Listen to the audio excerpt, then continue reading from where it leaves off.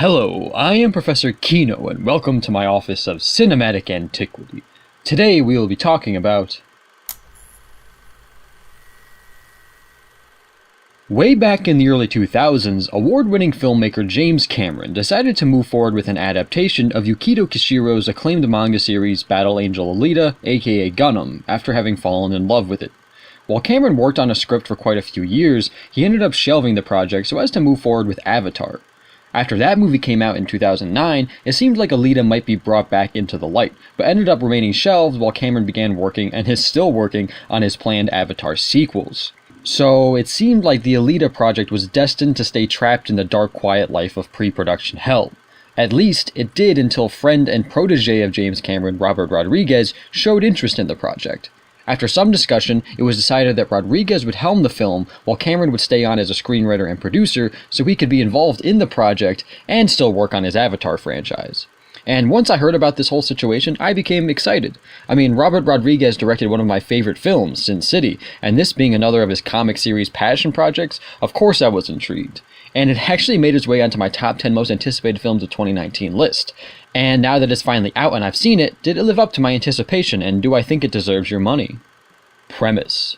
After being found and rebuilt by a compassionate mechanic, the cyborg known as Alita awakens in the futuristic dystopia of Iron City with no memory of who or what she is. As she slowly begins to remember, powerful people from the rich floating metropolis of Zalem, threatened by her presence, try to eliminate her. Consequently, Alita is forced to fight for her friends, and her family's survival, and during it all, decide who she wants to be. Writing. Picture Ghost in the Shell meets Blade Runner meets District 9 meets Rollerball meets Cyberpunk 2077 meets Altered Carbon meets Elysium meets Wonder Woman meets a full-on manga anime, and if you can manage that, then you have Alita Battle Angel. However, despite its clear and numerous influences, it does feel like its own unique thing with lots of story to tell. And it is dense. From a big cyberpunk metropolis to a shiny floating city in the sky to a dark and dangerous criminal underbelly intermixed with ancient wars, exciting sports, betrayal, love, cyborgs, and even more. It's a lot. Lots to unpackage regarding the film's world and the film's story. And in order to do it all in the span of its 2 hours, the whole narrative does play out quickly. It jumps between big events and exposition scenes constantly, with little breathing room.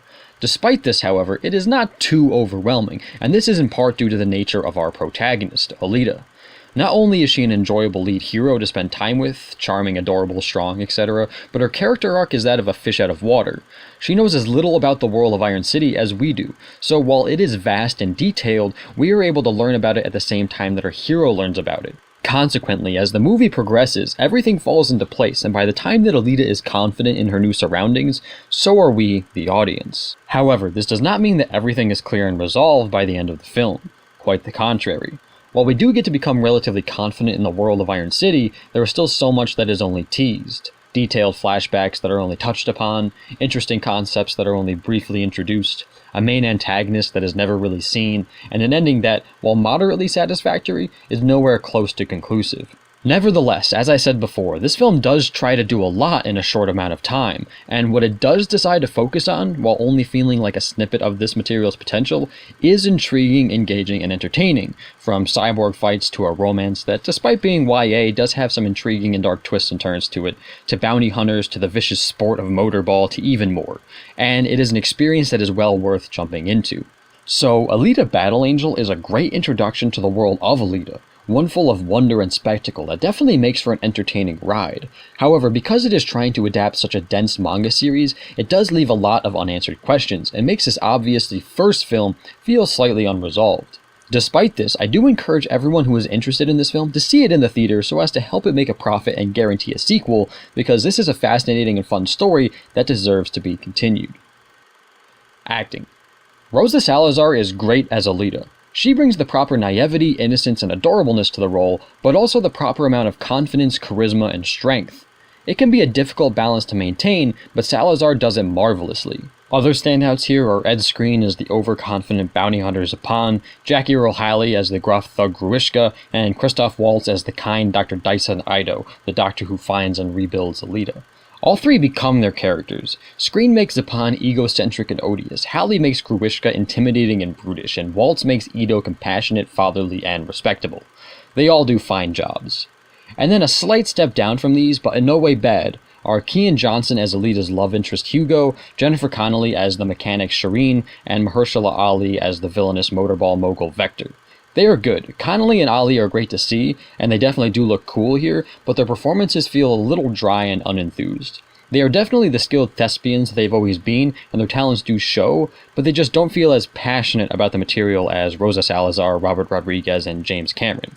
And Kian Johnson is also good, but just feels more novice-like than the rest of the cast because, I mean, let's be honest, he is when compared to Connelly, Ali, Waltz, and Halle.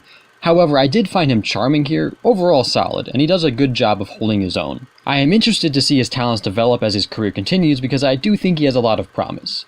And as a last note, I want to mention a few of the other actors that only get a little bit of screen time. First is George Ledenberg Jr. as one of Hugo's friends, Tanji. Ledenberg has been getting a lot of work of late, and he is just as solid as he always is here. And Edward Norton plays the film's main villain, Nova. However, he doesn't get any lines to say and is only seen a few times. However, I look forward to seeing his work in the sequel, hopefully. Costumes, hair, and makeup. The costumes here are grand. While the human-esque characters are relatively basic, they look good. However, Alita looks phenomenal, and her style actually changes as she grows and learns. In the beginning, she dons more colorful and innocent clothes to reflect her new and naive personality. Then, as she grows and becomes more mature, so do her clothes, becoming first rebellious young woman, and in this phase she actually looks a lot like Celine from the Underworld franchise, and then full-on hero. She just looks excellent all around, huge eyes and all.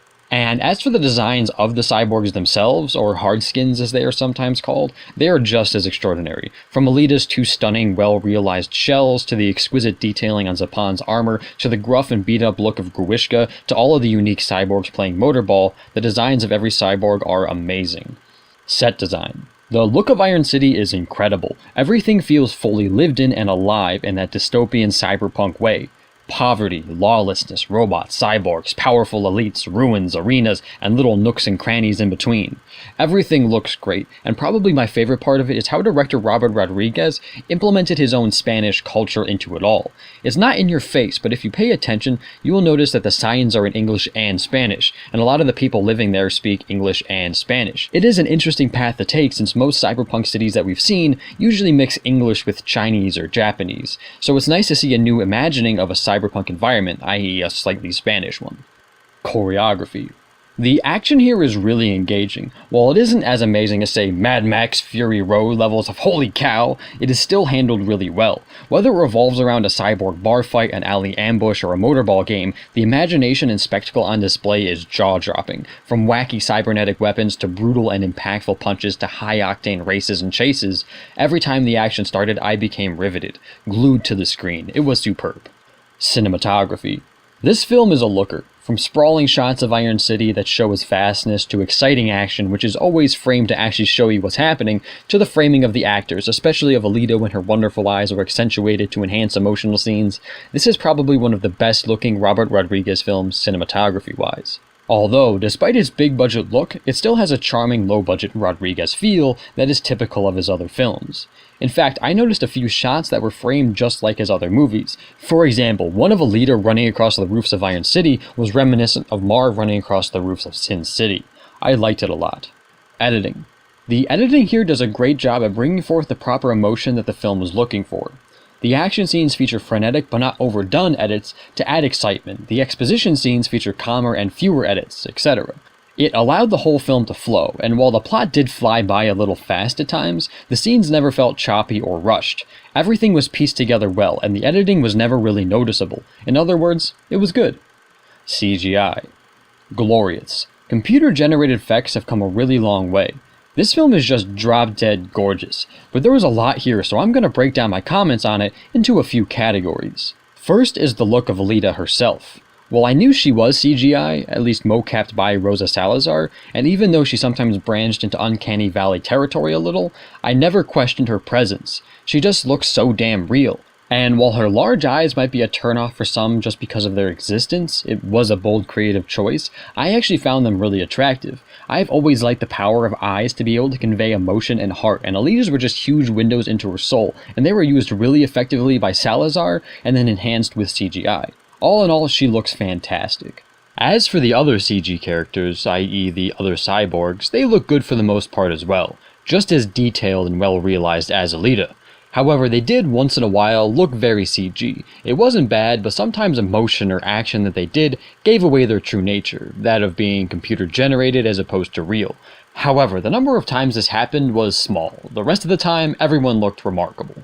Next up are the sets themselves, and the CGI does a great job at helping to bring every set to life. From moving machinery to the roaring gladiatorial motorball arena to the expansive and sprawling futuristic streets of Iron City, the CGI really helps to bring the movie's world to life. And lastly, the wide shots of the entire Iron City, its outskirts, and the overbearing presence of Zalem are equally fantastic at realizing the entire world of the film.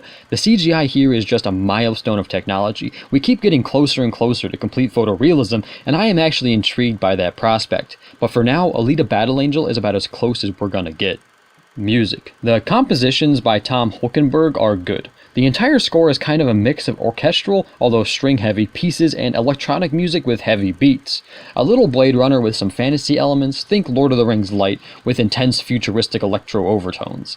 It does a great job at capturing the feel and setting of the movie as a whole, and while it isn't majorly unique or exemplary, it does an overall solid job at elevating each scene it's in.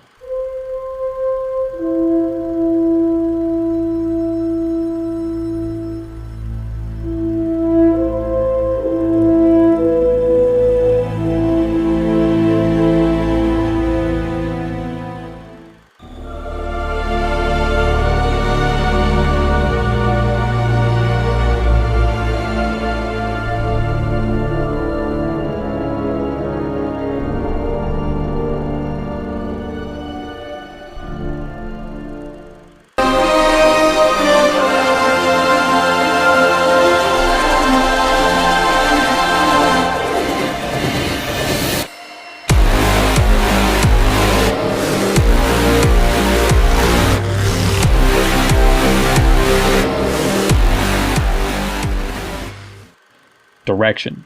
This film fully feels like a Robert Rodriguez-James Cameron collaboration.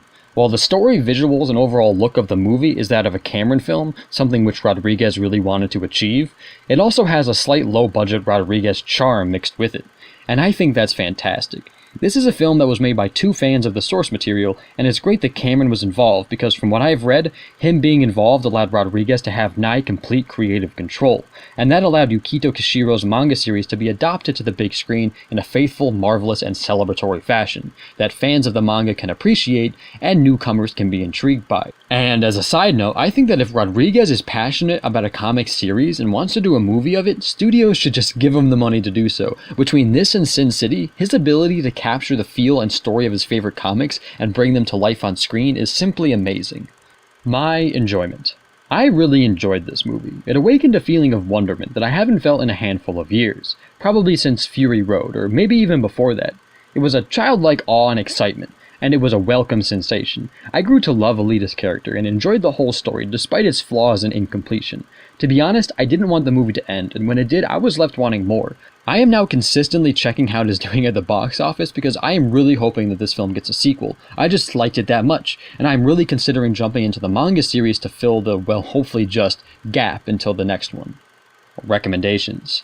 First things first, if you are already a fan of the Alita manga, aka Battle Angel Alita or Gundam, this is a must-see for you because its faithfulness is mind-boggling. However, if you are new to the material but are interested in seeing a grand spectacle of a movie, this is a good one to consider. Not only is it visually stunning with amazing CGI, great production design, beautiful cinematography, and engaging action, but it feels like its own original thing, despite having clear influences from other books, movies, and shows. Alita is a great hero to spend time with, Iron City is fully realized and feels lived in, and the whole story, despite not having a real conclusion yet, is entertaining to experience. Also, I know there are some people who are turned off by Alita's eyes and have decided to not see the film because of them. I personally think that if they are the only thing holding you back, maybe just take the leap and try to become engrossed in the world. I think you'll find a lot more here to like than you might think. However, if large, sprawling cyberpunk epics aren't really your thing, then this one probably won't change that. Also, if you prefer your stories to be fully self-contained, then you might come out of Alita Battle Angel disappointed. And I should probably tack on the fact that if you abhor the feel of stereotypical anime/manga, i.e. occasionally corny and bombastic dialogue, in-depth but sometimes strange worlds, wild and deep themes, etc., then you may be turned off by this film as well. That being said, I do encourage everyone to at least give this one a try, because I personally believe that it deserves to succeed. There is still just so much good story that needs to be told in this world, and I, for one, am fully ready for it. Thanks for watching, I hope you liked it. If you did, leave a like. If you want to add anything, feel free to leave a comment. If you want to see more, please subscribe. I am Professor Kino, and I look forward to our next discussion.